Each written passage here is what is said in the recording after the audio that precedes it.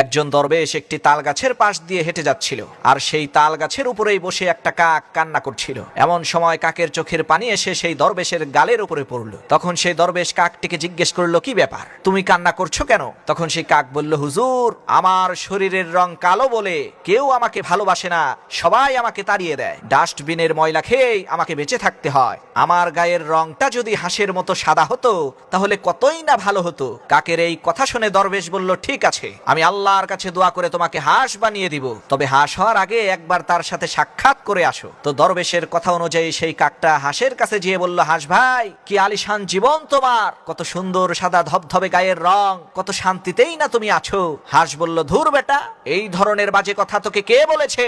কাক বলল, কেন, তোমার আবার কিসের দুঃখ? তখন হাঁস বলে উঠল, আরে ভাই, আমার যে গায়ের সাদা রং, এটা কোনো রং হইল? এটা তো মৃত ব্যক্তির কাফনের রং। সুন্দর রং তো টিয়া পাখির। আহা, কি সুন্দর তার ঠোঁট, কি তার গায়ের রং। জীবনে যদি সুযোগ পাইতাম তাহলে টিয়া পাখি হয়েই জন্ম নিতাম। হাঁসের মুখে টিয়া পাখির প্রশংসা শুনে কাক চলে গেল টিয়া পাখির কাছে, গিয়ে বলতে লাগলো, ভাই টিয়া, কি জবরদস্ত আলিশান জীবন তোমার, কত সুন্দর ঠোঁট, কত সুন্দর গায়ের রং, কতই না সুখে আছো তুমি। টিয়া পাখি বলল, ঘন্টা, এই সব বাজে কথা কে বলেছে তোকে? কাক বলল, কেন, তোমারও কি কোনো দুঃখ আছে নাকি? তখন টিয়া বলল, আরে ভাই, বলিস কি, আমার দুঃখ নাই মানে? আমি তো এই গাছের ডালে বসে খেয়াল করে দেখলাম তুই এই গাছের চারপাশ দিয়ে কয়েকবার চক্কর মেরেও আমাকে খুঁজে পাচ্ছিলি না, কারণ আমার রঙও সবুজ, গাছের রঙও সবুজ। আরে ভাই, সুন্দর রং তো ময়ূরের, সে যখন তার ডানা উঁচু করে পাখনা মেলে নৃত্য করে লোকেরা তার ছবি তোলে।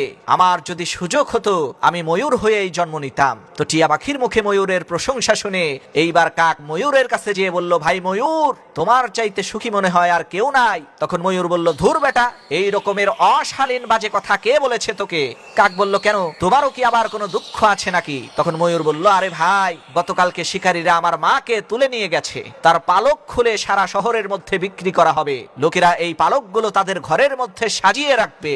আমার নিজের লাইফেরও 1 মিনিটের কোনো ভরসা নাই, সবচাইতে শান্তির জীবন তো তোর। ময়ূরের এই কথা শুনে কাক বলল, সর্বনাশ, আমার জীবনে আবার শান্তি আসলো কিভাবে? তখন ময়ূর বলল, আরে বেটা, তুই মাটন বিরিয়ানি, চিকেন বিরিয়ানি শুনেছিস, কখনো কি কাউয়া বিরিয়ানি শুনেছিস? কাক বলল, না রে ভাই, তা তো শুনি নাই। তখন ময়ূর বলল, আরে ভাই, তোর জীবনের তো কোনো ঝুঁকিই নাই, আর এদিকে আমার তো 1 মিনিটেরও কোনো ভরসা নাই। তাহলে বল, তোর চাইতে সুখী আর কে আছে? এজন্য প্রিয় ভাইয়েরা আমার, আপনি যেখানে আছেন, যেই অবস্থায় আছেন, ভালোই আছেন।